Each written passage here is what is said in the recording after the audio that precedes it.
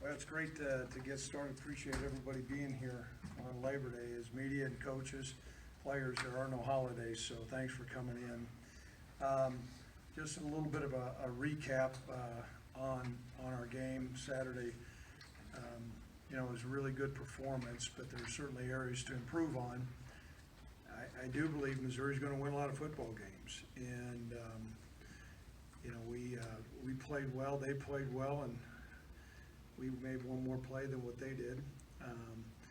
We knew there was going to be a lot of ebb and flows within the game, and so we're real pleased with that. A couple things I'd just like to touch on. One of the things that we impressed upon our football team, our mantra is playing Cowboy tough. And what does that all mean? And I've always said this, that football is a man's game played by men, and it'll bear your soul naked.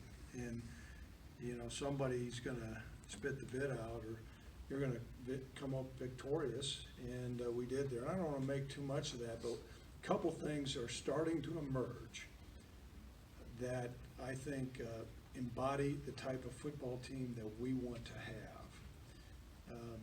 And that's a physical, tough team. And so how that comes about, things that I saw from the game that were so encouraging.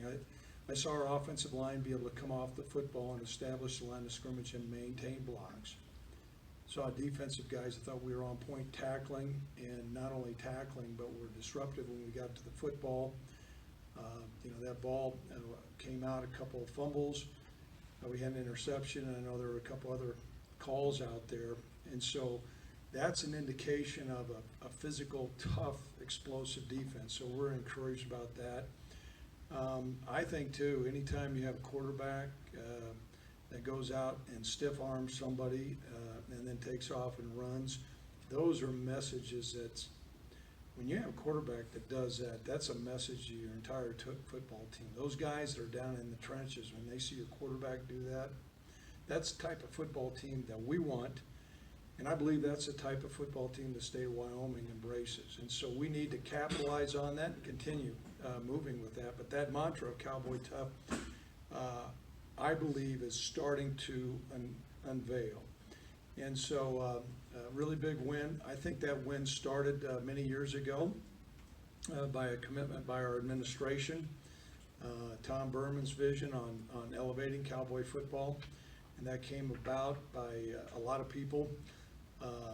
Certainly, our state government understood the importance of athletics and the university, and so with the Cowboy match, those funds came about a couple years ago, and so you saw what began to play out. Now, I said that began. This is a starting point, and I mentioned to Tom, I said, one of these days you're going to see us play and win a big game, and it's not because we got a quarterback that runs sideways and can throw a football in the back of the end zone on a rope and is a first-round draft choice. One of these days you're going to look down and go, we're just better than the other team. And we saw elements of that Saturday night. For me, I saw elements that we were not out of place, that we didn't look athletically out of place. They had players that made plays, and we did too. And so that's encouraging. I can also tell you this, there's a lot of work that needs to be done. As we went through and gleaned through a lot of the things in the tape, we've got a high ceiling, but to get to that ceiling, we've got to have a lot of improvement. And typically teams improve the most between the first game and the second game if they embrace what the coaches are talking about, and you have a coaching staff that season is on point and is able to point out all the positive things, but also not graze over where we have to improve to accomplish what we need to improve. And so it's going to be a big, big point of emphasis today and throughout the week. We have got to improve, and I believe we have a hungry football team, we have a competitive football team, but we still have an inexperienced football team that has got to recognize that for us to win more games, that we have got to improve. And so that's going to be a big, big point of emphasis today and throughout this week. And so we're encouraged with the start, but that's a start. However, I think there are certain games that really help elevate a program nationally. I've always said this, perception becomes reality nationally. how people view things. And you can drive down some places over by Torrington, and you're on the highway, and I always say this: there's a big herd of cattle over there in a feedlot, and the wind's blowing this way. It looks like $1 million. Wind's blowing the other way. Smells like. And my point is, I think that experience last night changed how we're viewed nationally from a lot of our peers. I know I received a lot of messages from, I think, pretty learned football people who saw our game and watched it and were impressed because we beat a really good football team. As I said, that Coach Odom's doing a great job. They have good players. They're in a good league. And I think that the future is bright for them, but I also think the future is bright for us.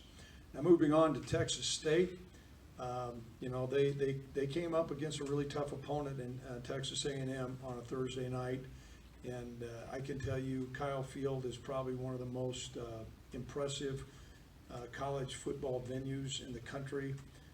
I don't know if there's more of a rabid fan base. It's loud. And it's an imposing environment, and so they went into a tough environment. And I thought there were some things that they did well. They're playing 2 quarterbacks right now, and they exchanged them during the course of the game. Both of them bring certain assets or positive things to the game. And so I don't know which direction they're going to go as they get ready to go. Vitt and Jensen are their 2 quarterbacks. I know Coach Stitt is their offensive coordinator. He had a major impact on the jet sweep when he was at Colorado School of Mines, and had a big impact, at UVA or University of West Virginia with that. And as a matter of fact, in one of their bowl games. And he's a creative coach. Their head coach is a really creative offensive guy. And so we've gleaned through that tape, and I'm sure there's going to be a lot more that they're going to show in the second game, but there were elements of their offense that are certainly challenging. Defensively, they got, they operate out of a 3-down front, and anytime you do that, you better have a big nose guard, which they do. And so we're going to have, a different odd front than what we had last week, and so that'll be some stuff to prepare for. They're certainly, aggressive in the secondary, and then also for us, being a relatively young football team, you can say going on the road doesn't make any difference. I think it doesn't make any difference when you can control the things that you can control, and you can have, real consistency and great focus. And when you're a younger player, sometimes you don't understand, there are changes. You're hopping on an airplane, you're in a different arena, the weather's different. And so those are things that we'll need to see how our team responds. We really believe we have an experienced, seasoned coaching staff and good men who are great teachers that are going to put our players in position to go out and give their best effort. And it's going to take a really good effort to beat Texas State. So at this time, I'll open up to any questions anybody in the audience might have. Robert, you're up first. On the depth chart, no Antonio Bohl an update, and I see that Patrick's the starter over Eric. Is that, did you play better? No. I you know what? I made an error there. Eric is going to start instead. So that's my error, Tim. I should have given that to Tim. So Eric's going to start. Matter of fact, Eric was selected as the offensive lineman of the game. So it's an oversight on my part. Antonio Hall is currently at home, and it's a personal matter. It had nothing to do with team discipline. It had nothing to do with university issues. It's strictly a personal thing. And so we'd ask that you would respect that. These are students. And so I'm not going to comment any more than that, but that's where those things lie. But I would ask that you trust me when I made that statement, that it encompasses exactly that it's strictly a personal issue. When you say back, is he back in California? Yes, he's back in California right now. Mm-hmm. So other questions? Yes, David. You mentioned this still being a relatively young team, and after a win like Missouri, I'm sure they're going to hear all week about how great they are. Do you worry about complacency or this win lingering into the next game? And that's always a concern, but that's why we got coach on our shirt. We believe these players believe in our coaches. Our coaches understand what it's going to take for this football team to continue to improve. And if we can focus on continual improvement, that's a term that I used this morning with our players in the meeting, that we've got to have championship teams embrace continual improvement. They always stay hungry. And so, for us, if you're looking forward and you're looking at what you've got to do and the challenges that are out there, you're not going to be complacent because you recognize that you've got to get better. If you're looking in the rearview mirror and you're listening to all the people telling you maybe how great you are and watching some of the highlights, that's when teams get tripped up. And so we've got to control the things that we can control, Davis, and one of those things is our mentality during this course week of practice. And that's the best indicator that we know, it's the best indicator I know, to make sure we improve. Yes, Robert? You've always talked about also too, 24-hour rule about, win or lose, Right. 24 hours and then move on. You feel pretty confident. You mentioned your experienced coaching staff. And obviously this was a big win, but starting today, that focus will be back. Or is that something, because of such a big win, you'll have to emphasize more with your guys? I can tell you, my initial gut feeling is we're going to be on task. The proof's going to be in the pudding on how we practice. I'm not saying every time your outcome in the game is going to be reflective of the body of work that you've done during the course of that week. Sometimes you have a great week of practice and you don't perform well, or other times you haven't practiced well but you perform well. I would say that's very much in the minority of the big pie. Typically, if you go out and you prepare and coaches are on point and these players embrace what the coaches are saying and take their lead, and I think we have good leadership, then you're going to go out and you're usually going to play well. And so we know we've got a big challenge. I know the last time the Cowboys went down to Texas State, we came up on the short end of the stick.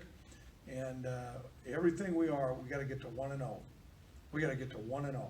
Everything we're doing right now is get to 1-0, and we got the Bobcats in in our scope.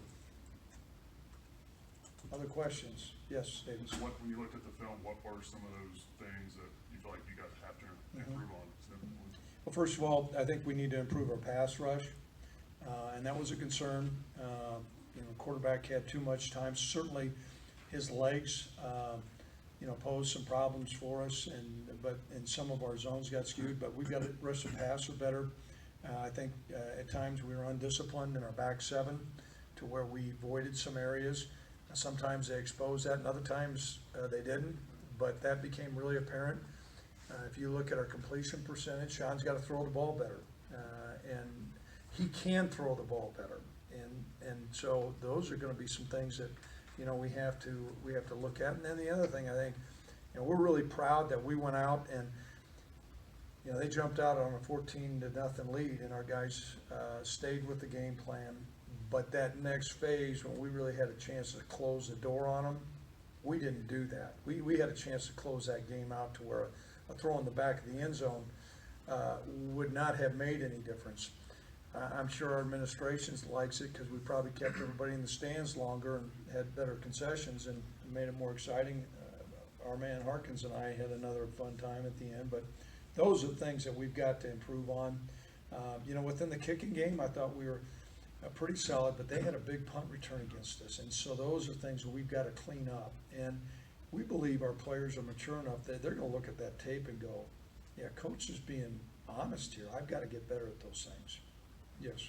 Coach, you talked about defensively improving the pass rush. Now you prepare for two different quarterbacks. How difficult will that be this week, given what you have seen? Well, their quarterbacks, I don't know, are drastically different. It's not like you've got an option style guy and a drop back guy. So from that standpoint, now their schemes, I know typically you integrate more of your offensive playbook between your first game and your second game. And so we spent time during fall camp working on Texas State, and I'm sure they spent some time working on us. So there'll be a couple of things that we'll have to adjust to, and there'll be a couple of things that I'm in hopes that they adjust to us. But we've got to stick to our knit and do the things that we do well.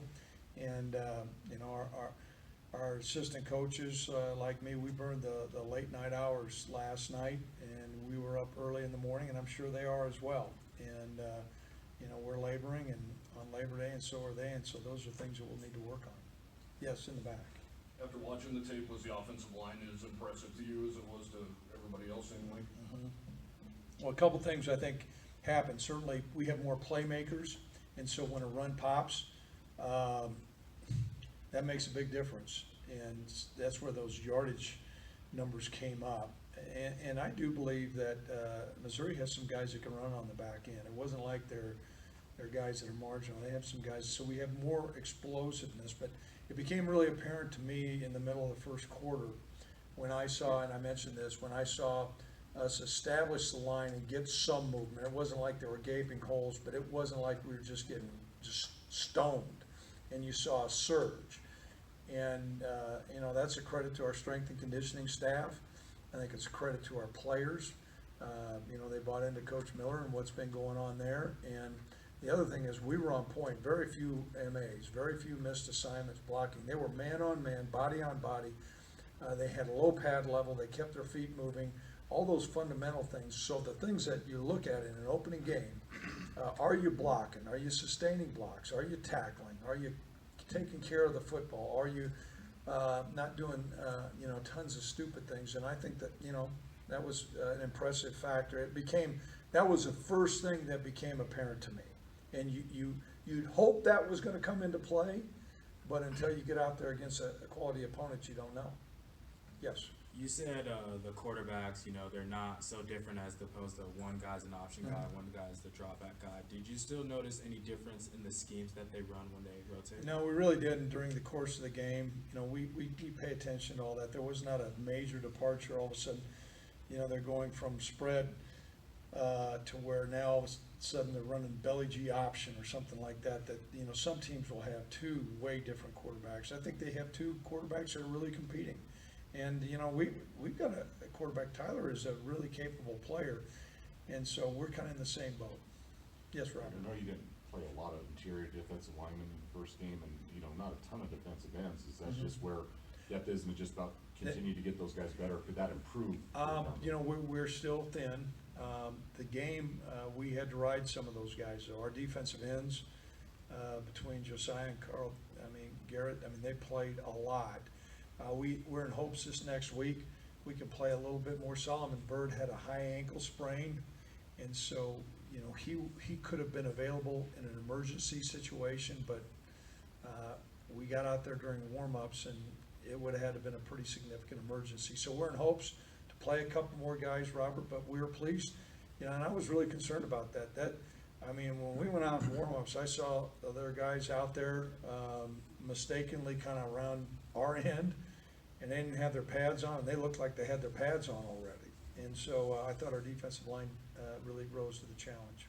Yes, Tracy? When Texas State's coming off a game against a team like Texas A&M in their environment, do you have to be careful not to read too much into what they weren't able to do Right. in that game? Yeah, I think once again, that comes back to the leadership of us as coaches. You know, we have a football team that's a young football team, and you'd like to think that they listen to their coaches. You know, we know that they've got really good players, and I think sometimes when you go into that environment, and for me personally, I've been there, you know, that can be a pretty imposing environment. So that changes sometimes some outcomes. You know, what we did see was, you know, some mesh routes where some receivers were kind of looking around, and I'm sure they'll have more timing and tempo when they're playing at home, just like we did. We practice in our stadium.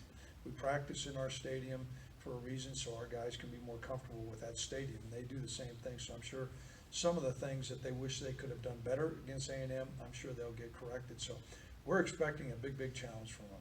Can you correlate that to how you responded in Missouri this week as opposed to last year, that maybe your guys learned something there? A couple things. I think our coaches responded much better with the tempo offense last year. That really got us disjointed.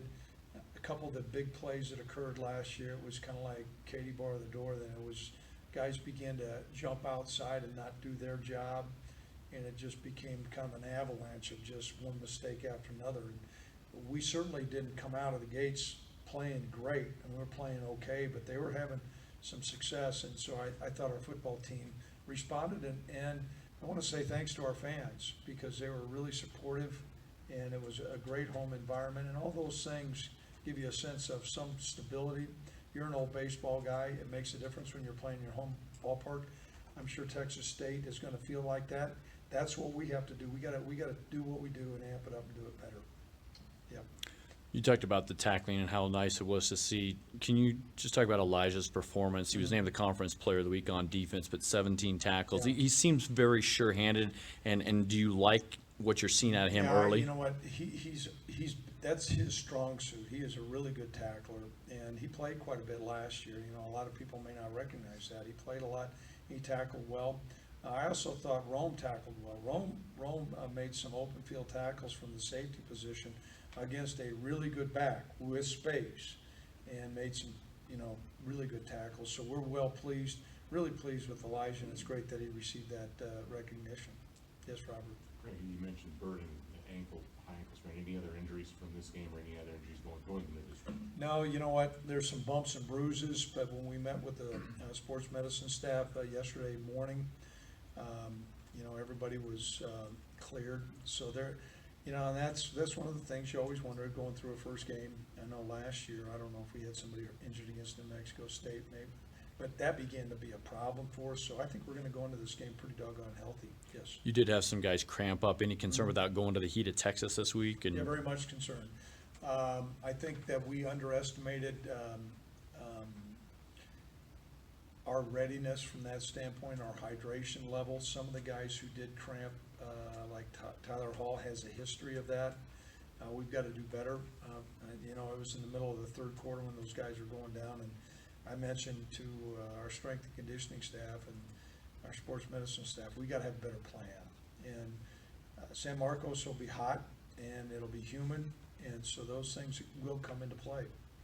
Yes, Dennis? You mentioned the punt return that they had in the fourth quarter. That was a line drive kick, didn't give you guys much of a chance to cover that. What did you think about Ryan's night overall punting? I would say good. What I was really pleased with Davis was he knew that punt. Now, the coverage could have been better, but it put our coverage team in a really bad situation. And he responded. I think the next one, we pinned him down about the 4, so I thought he had a good start. No numbers bear it out, but we've got to eliminate that part. Now, Cooper was on point all night long, but we got to get our punting game better. Yes, Craig, Rob? you mentioned Texas State defense, big nose tackle, but they got a linebacker that's been, I think, 350 career tackles or something. Experienced guy. I think he's number 9. I don't know how much film you've seen so far, but I watched a lot of tape. what are your thoughts of him, and what makes him effective? Well, he's a seasoned player, and they do a lot of good things to make sure that he's free, and he's got really good instincts, and he's a good tackler. And so when you add that up, he understands the scheme. He's an experienced player. They do things to highlight his skill, and then when he has an opportunity, he delivers. And so that's going to be a challenge. We're going to need to be able to run the football. That means getting people up onto him, and then we're going to need to be able to pass the football. And that's one of the things that you can do when you're running the ball well. It puts linebackers in a run-pass conflict. So that's our challenge. Yes.